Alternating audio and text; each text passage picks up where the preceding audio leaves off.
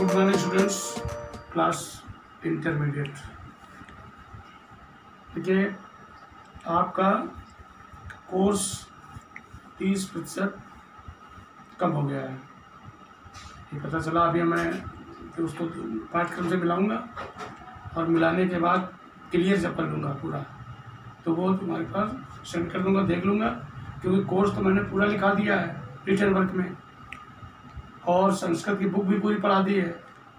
केवल काव्य और गद्य के क्वेश्चन अभी पढ़ाने हैं, तो वो तुम उसमें अपना निशान लगा लेना, कोई संकेत कि वो नहीं याद करना है, और इधर बुक में लगा देना कि लेसन नहीं पढ़ाने हैं। तो अभी हम देखते हैं, उसको देख करके पूरा मिलान करके बिल्कुल संतुष्टि के साथ तब आपके पास भेजेंगे। तब तक काव्य हम प्रारंभ कर रहे हैं। इसका एक पहला कल आपको पढ़ाया भी था, उसी का है ये पहला लेसन, पवनदूत का। एक कल हमने बताया था, आज भी बता दें कि जो ये लेसन के अर्थ आपको बता रहे हैं, ये केवल आपके समझने के लिए कि आप इसको समझ जाएं, इसका भाव समझ जाएं, इसका तात्पर्य समझ जाएं। जबकि इसकी व्याख्या 2 वर्ष से बंद हो गई है। व्याख्या इसकी नहीं आती है कि संदर्भ प्रसंग, फिर व्याख्या बढ़ा चढ़ा करके, फिर काव्य सौंदर्य, ये बंद हो गया है। मालूम होगा आपको, फर्स्ट ईयर पढ़ चुके हैं आप। केवल इसके पीछे जब आप लेसन देखेंगे तो पैरा दिए होंगे, पैरा में 5 क्वेश्चन होंगे, 2-2 नंबर के क्वेश्चन से एक आता है। तो ऐसे पैरा आएंगे, क्वेश्चन आएंगे, क्वेश्चन में छाटिए 10 नंबर का।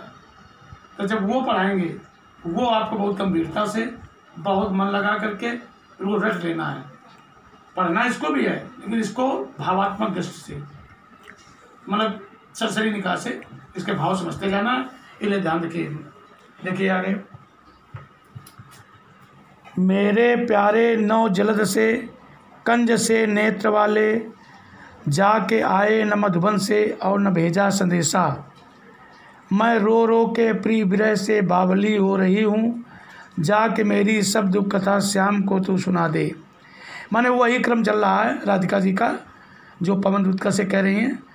कहते हैं मेरे प्यारे नौ जलद से, नौ माने नया, जलद माने बादल, कंज माने कमल, नेत्र माने आँख, कि मेरे परम प्रिय प्यारे भगवान कृष्ण, जिनका शरीर एक नए बादलों के समान, नवीन बादल के समान है, जिनके नेत्र सुंदर कमल के समान हैं, जाके आए न मधुबन से, यानी जब से वो मधुबन गए हैं, मथुरा गए हैं, जा करके अभी तक वो वापस नहीं लौटे, और ना भेजा संदेशा, और ना ही कुछ मुझे संदेश भेजा है, सूचना कोई भेजी है। मैं रो रो के प्रिय विरह से बावली हो रही हूँ, मैं उनके वियोग में रो रो करके प्रिय विरह, अपने प्रिय के विरह में व्याकुल हो रही हूँ, रो रही हूँ, और बावली यानी पागल सी होती जा रही हूँ। जाके मेरी सब दुख कथा श्याम को तू सुना दे। हे पवनदूत का, तू जा करके मेरी जो दुख भरी कहानी, दुख भरी कथा है, ये भगवान कृष्ण के पास जाकर तू एक एक मेरी दुख भरी कथा उनको सुना दे, मेरे विषय में उनको बता दे। आगे, ज्यों ही मेरा भवंत तू अल्प आगे बढ़ेगी, शोभा वाली सुखद कितनी मंजू कुंजें मिलेंगी, प्यारी छाया मृदुल स्वर से मोह लेंगी तुझे वे, तो भी मेरा दुख लग वहाँ जान विश्राम लेना। जब भेज रही तो पवनदूत को राधिका जी समझा भी रही हैं कि ऐसा न हो तुम कहीं रास्ते में मनोरंजन के कारण रुक जाओ और मेरी बात जो सूचना ले जा रहे हो उसमें देर हो जाए।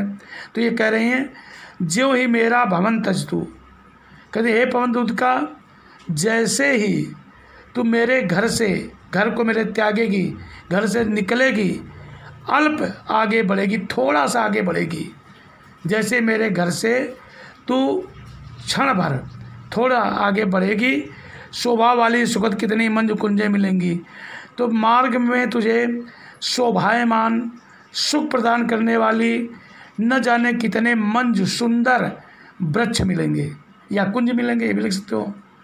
हरे भरे फलदार वृक्ष देने वाले वृक्ष, सुंदर छाया देने वाले, ये सब मिलेंगे। प्यारी छाया मृदु स्वर से मोह लेंगी तुझे, और जब तुम जाओगी धूप में, दिन में चलोगी, तो प्यारी छाया, जो उन वृक्षों की प्यारी छाया होगी, बड़ी प्यारी, बड़ी अच्छी होगी। मृदुल स्वर, और उनके मधुर स्वर होंगे। हवा के चलती होगी तो वृक्षों के मधुर स्वर भी होंगे। तो कहीं उनसे तुम मोहित न हो जाना, मुग्ध मोहित न हो जाना, या तुम्हें वो मोह लेने का प्रयास करेंगी तो तुम उनसे मोहित न होना।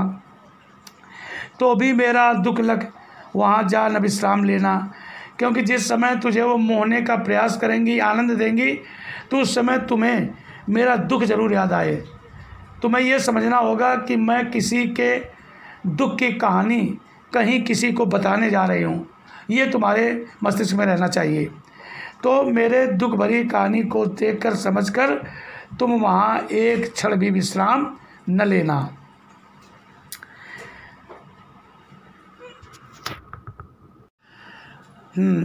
थोड़ा आगे सरसरों का धाम सतपुष्प वाला, अच्छे अच्छे बहुद्रुम लतावान सौंदर्यशाली प्यारा वृंदा विपिन मन को मुग्धकारी मिलेगा।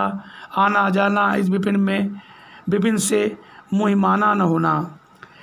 फिर समझा रहे हैं उसको, फिर जैसे तुम आगे बढ़ोगी थोड़ा तो सरस रहो, यानी जो जिनके शब्द बड़े मधुर हैं, सरस हैं शब्द, रो माने शब्द होता है सरस, जो सरस शब्द बोलते हैं, अच्छे शब्द बोलते हैं, उनका सतपुष्प वाला यानी पुष्पों से सुसज्जित धाम दिखाई देगा।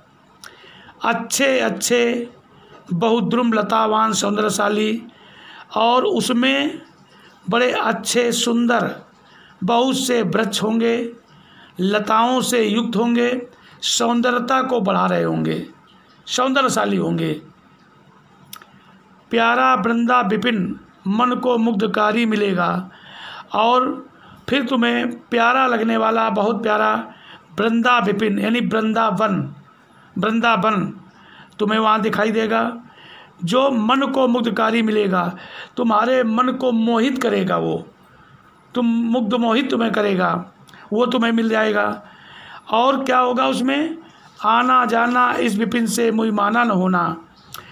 उस वृंदावन में लोग आ रहे होंगे, जा रहे होंगे, यानी आना जाना होगा, उसमें टहल रहे होंगे, घूम रहे होंगे, कुछ प्रवेश कर रहे होंगे, कुछ वापस आ रहे होंगे।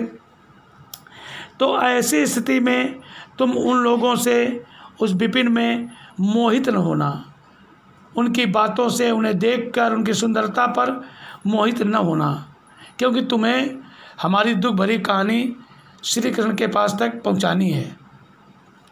जाते जाते अगर पथ में क्लांत कोई दिखावे तो जाके सन्निकट उसकी क्लांतियों को मिटाना। और जब तुम जाओगी तो जाते जाते अगर रास्ते में कोई थका हुआ दिखाई दे, क्लांतित दिखाई दे, क्लांत से भरा हुआ, तो तुम उसके पास से गुजरना और अपनी ठंडी वायु के माध्यम से, ठंडी हवा के, शीतल हवा के माध्यम से उसकी क्लांतियों को मिटा देना, उसके दुख को मिटा देना। धीरे धीरे परस करके गात उत्ताप होना, और तुम धीरे धीरे उसके शरीर को स्पर्श करना, छूना, और तुम्हारे छूने से जो शरीर का जो उत्ताप होगा, ताप यानी गर्मी होगी, कष्ट होगा, वो समाप्त कर देना। सदगंधों से श्रमित जन को हर्षितों सा बनाना, और अपने सद सुंदर महक से, सुंदर गंध से उस श्रमित जन, वो जो थका हुआ दिखाई दे, लो थकावट उसके अंदर हो, उसको हटा करके उसे प्रसन्नता उसके अंदर भर देना, उसे प्रसन्न कर देना, हर्षित बना देना।